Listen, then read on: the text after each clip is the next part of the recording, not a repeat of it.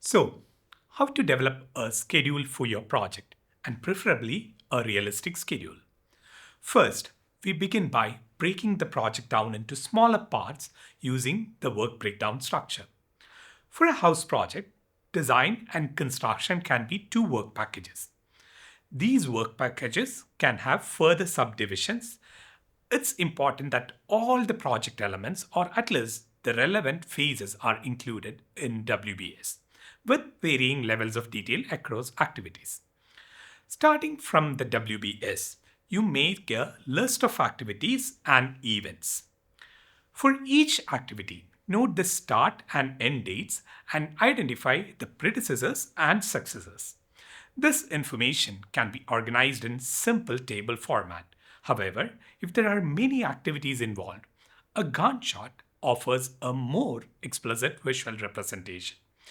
Activities are shown as bars on the y-axis, while x-axis represents the timescale. Interdependencies between activities can also be integrated.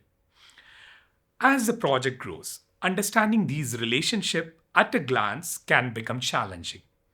Then, a network diagram could help. A network diagram clearly displays activity dependencies, making it easier to understand and manage project relationships. The network planning shows a logical sequence of project activities and the transfer points from one activity to another. There are two basic formats to draw such a network.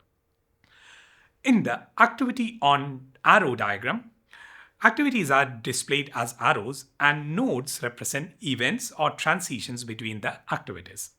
In the activity on node diagram, the activities are presented as nodes and arrows represent their relationship. An advantage of the activity on node diagram is that it allows for more and different types of relationship between activities.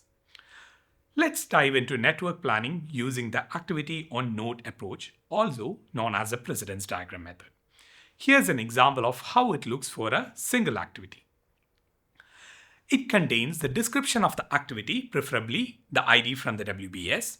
Next, you add the duration of the activity, then the earliest moment an activity can start, as well as the earliest moment the activity can finish, taking the duration into account.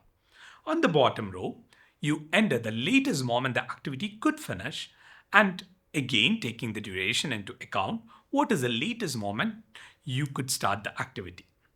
Finally, you calculate the float or slack of an activity, the difference between the latest start and earliest start. If the float is zero, the activity is part of the project's critical path.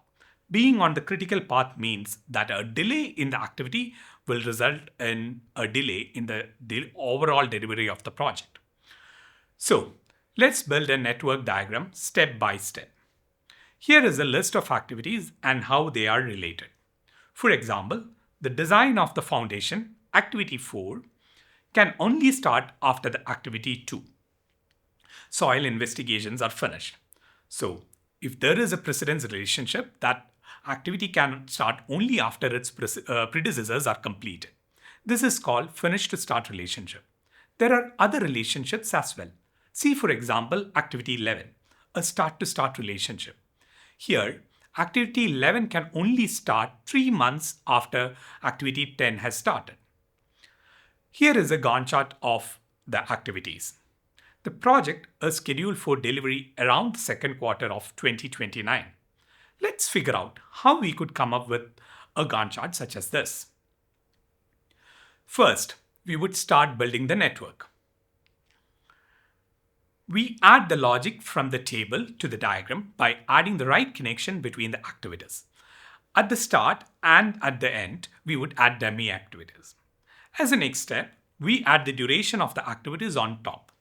These durations are estimated from experience or consulting with the team experienced in executing these activities.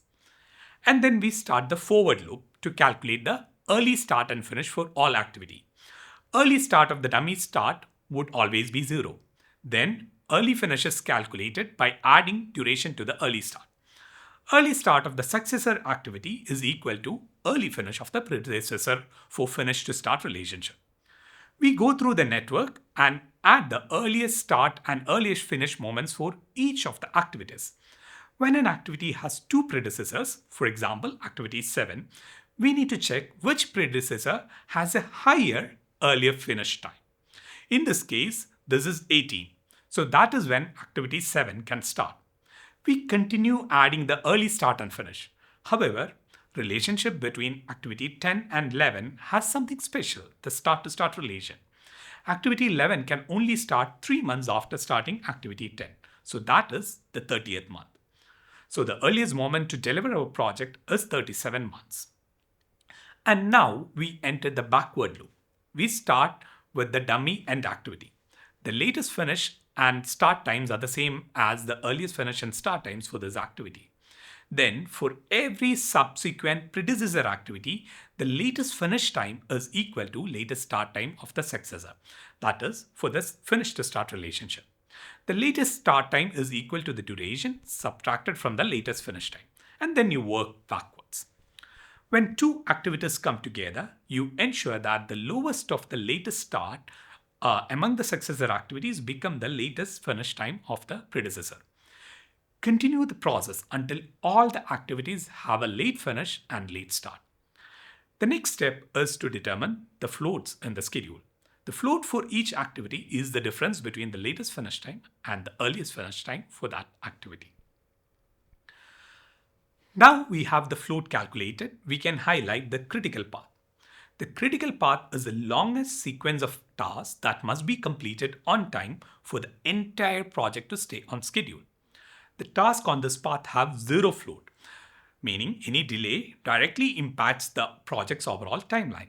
While it's crucial to focus on the critical path, monitoring near critical path is vital too, as delays in these tasks can shift them onto becoming a critical path. Although scheduling might appear to be purely mathematical, many other factors are involved. In the early stages of the project, possibilities seem endless and everything appears achievable. However, closely monitoring potential delays is crucial for maintaining a solid project timeline and ensuring successful delivery. Make sure that those who will do the work provide the input for your schedule. Involve them. Try to gather information from similar previous activities and previous projects. Pay attention to our human tendency to be too optimistic. Construction often has many uncertainties which causes delays and making your optimistic schedule invalid.